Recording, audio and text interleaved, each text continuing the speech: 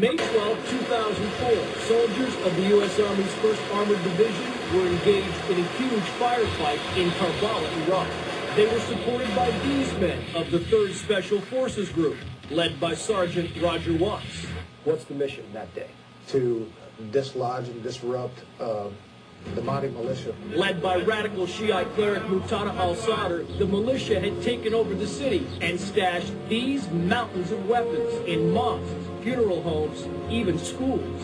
We're going to take those positions by force. The night began with a bang. Fox News night vision cameras were there as a Bradley vehicle fired upon an enemy compound.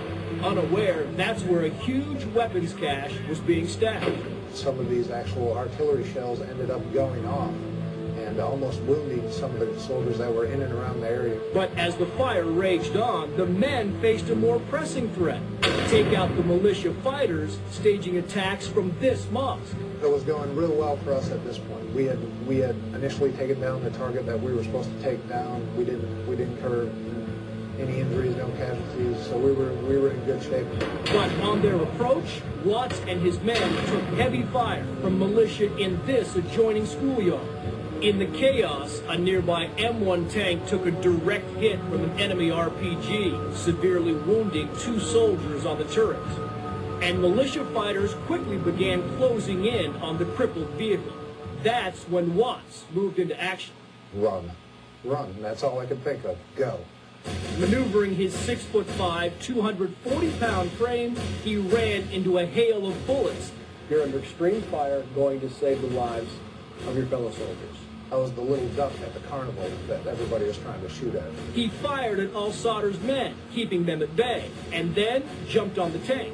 With little regard for personal safety, Watts, a trained medic, gave life-saving medical aid and directed the tank out of harm's way. What is it like to save somebody's life? I don't know